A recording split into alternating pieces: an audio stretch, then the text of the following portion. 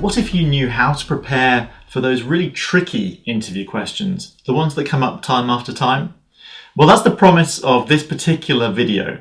And what I'm going to do is help you to discover step by step exactly the methods that you can use to prepare answers to 6 of the most commonly asked interview questions.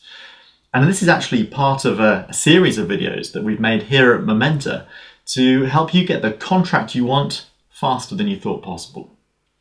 Hello, my name's Sam Waterfall. I'm a career coach. I've been working in this field helping people with interviews for the last 14 years.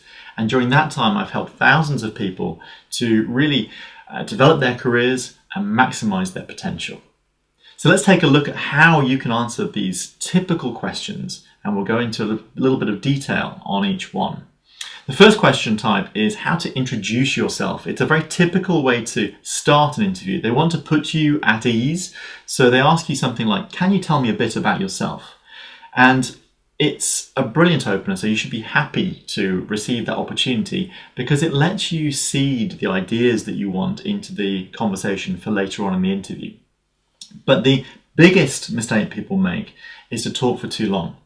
They either start too early or they just go on and on. I had one interviewer once tell me that someone spoke for more than 40 minutes on that. They just couldn't stop them.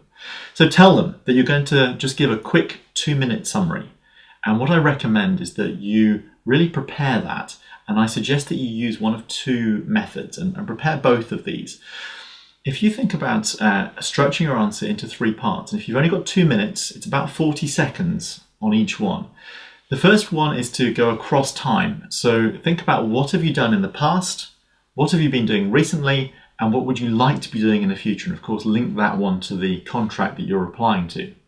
The other one is to think about your relevant training and your education, then to talk about your work experience, your career history, and then finally something that you do which is relevant outside of work and something that's maybe of high interest. So both of those give you this opportunity to briefly introduce yourself, and with each one you've got about, as I say, 40 seconds on each of those 3 parts. Use it just to seed in the high interest ideas. So any particular important training, any companies that you've worked with on contracts in the past. So think about that kind of thing. Seed in the high interest, but don't say too much. Stop short, because that's going to create a hook in the interviewer's mind for them to come back to later on. Okay, so that's how to start to introduce yourself. The second type of question that we'll look at is the competency question.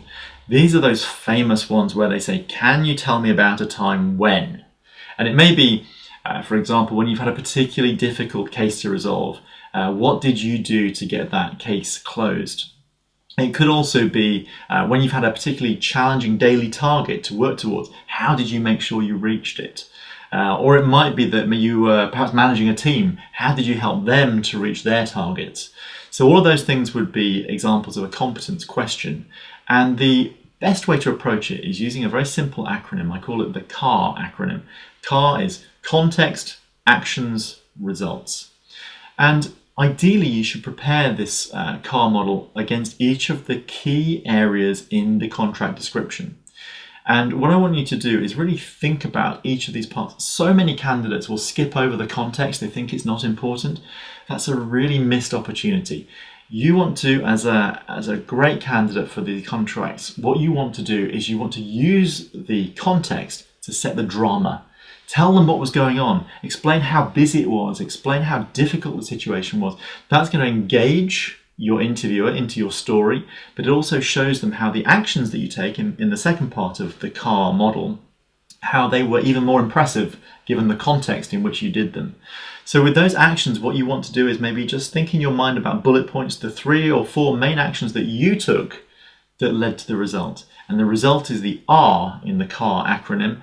And you ideally want that to be a wow. So talk about something that's impressive, talk about it in terms of facts, maybe that's details, or maybe it's numbers.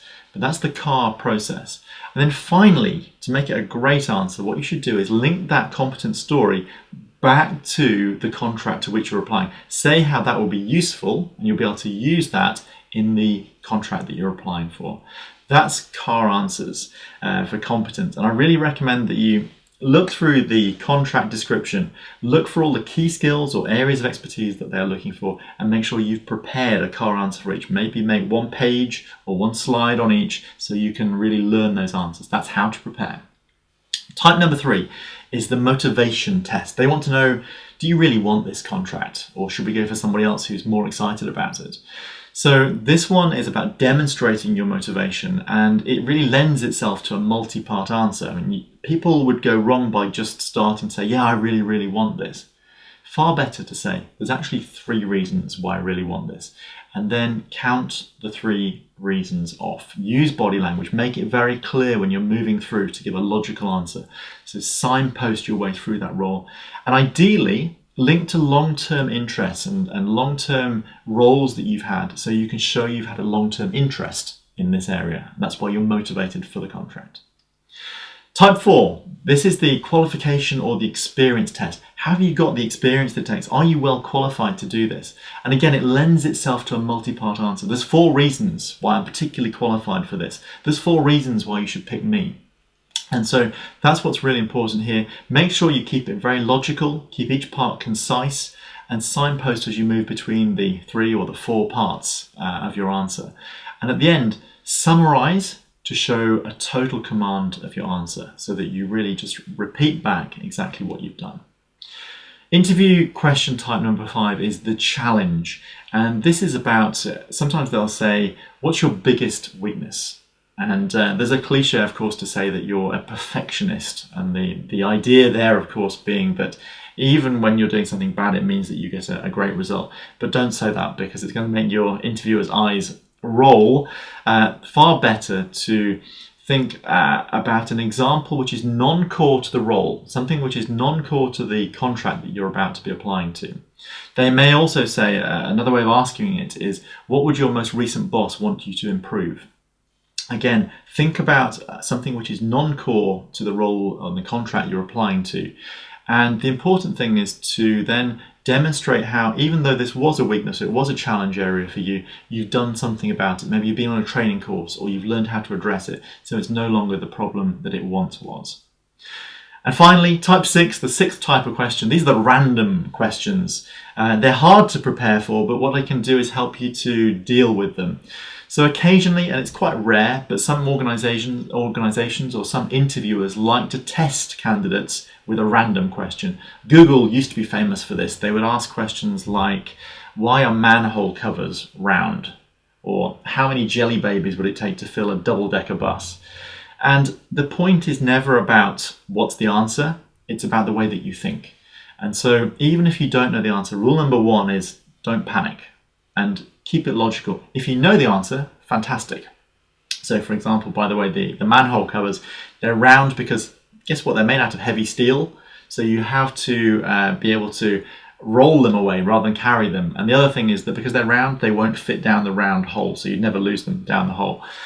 When it comes to jelly babies, I have no idea how many jelly babies it would take to fill a double-decker. But the important thing is not to try to, I mean, you could try and calculate it if you're mathematically minded. But the more important thing would be to show your method. You could Google it, but it might be that you work out, well, how many would it fit within 1 square meter, 1 cubic meter? How many would fit then downstairs and how many would fit upstairs? Show the logic. That's what they're really looking for. They want to know how you would think and how you would tackle a problem. But the most important thing with a random question is stay calm. Don't go to pieces. Just think about how you would go about fixing it. It's a little bit like one of those phone a friend answers.